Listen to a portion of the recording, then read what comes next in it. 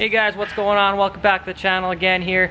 Today we're going to be doing intercooler stuff. I got a little head start on it here, so I'm going to show you what I got going on. Alrighty boys, so this intercooler is going to have to be mounted in the up position so the inlet and outlet are on top of the intercooler. On my other trucks I've done them flipped the other way around and had the intercooling piping coming down here, but on these trucks there's virtually no room to go down below here with the AC in here and stuff like that. So what I did was I made a couple little tabs for these little standoffs to sit on. So it's basically just a square piece of tubing, comes out off of the rad support, and then there's two of those, one on each side of there. And then what I'm working on now is working on this elbow. Was a little too short to reach all the way over to here, but also a little too long, so I had to cut a piece off. So I ended up cutting off this much off of that 90-degree elbow. And basically what that does is I'm gonna have to put a piece of pipe inside of here, and then two clamps here, one here, and then it's pretty much a straight shot for where the pipe comes through, and then to the turbo outlet here. So I'm gonna measure up the distance from here to here, cut that metal piece of pipe here. I think I have a piece of leftover chunk I can use for that, but yeah, it's nothing too crazy on this stuff here. All clearance is the grill. I had the grill on already. I'll show you guys once I put the grill back on here. I don't have the bumper, so we might have to trim right down here on the bumper, but yeah, I'm gonna get these pipes cut and then I'll show you guys what I got.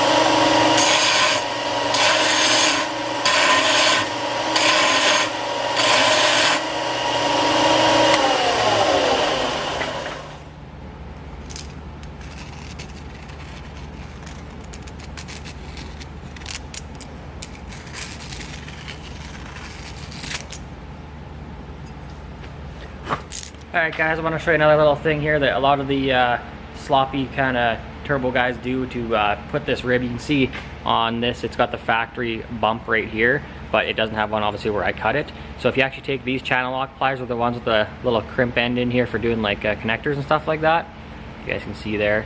So basically what you do on that is you make it so the bump obviously goes up, so it pushes the bump up, and then you kind of crimp this all the way around. It does take forever to go all the way around like this, and it hurts the hands quite a bit, but you actually get a pretty good I guess what the hell is this called, bead roll, I guess. Yeah, that's the name.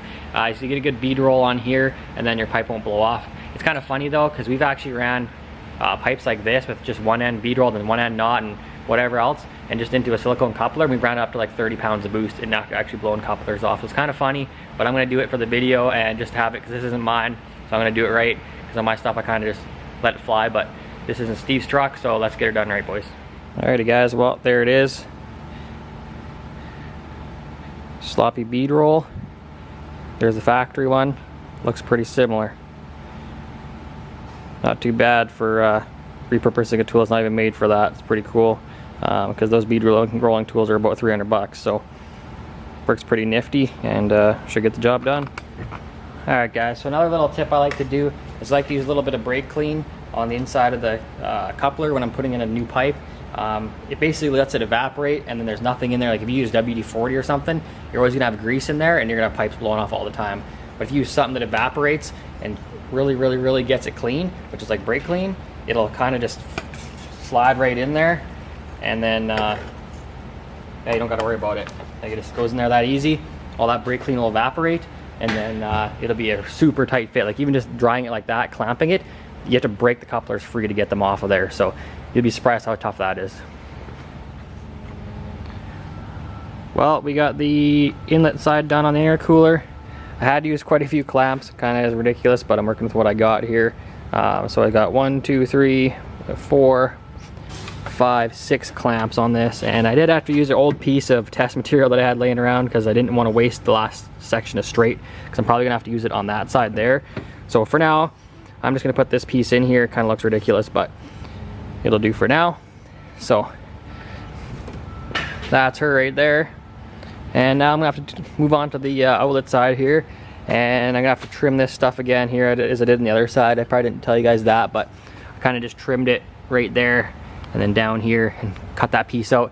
The headlight thing is still super strong, so we'll whip through here. We'll have to come through down there. I had to move the computer. We'll have to reattach this guy a little farther back up in the engine bay, and then I'm hoping we can just do 90 straight. Same things on that side, 90 straight, 90, and then come up with a straight piece, and then 90 into the intake there. So I will get going on that and show you guys what I come up with.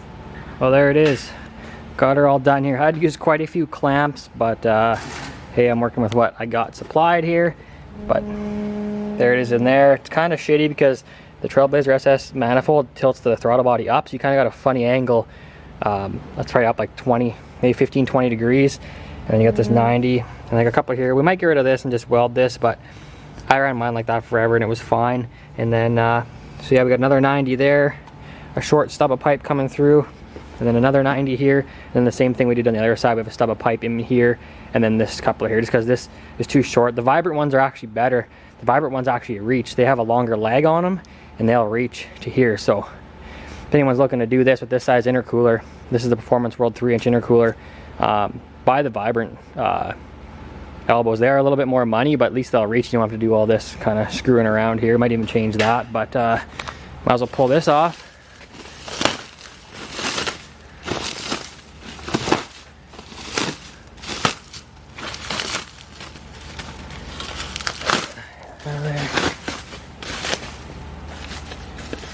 Let's look at it. There you go. She's intercool, boys. Might change a couple things up here.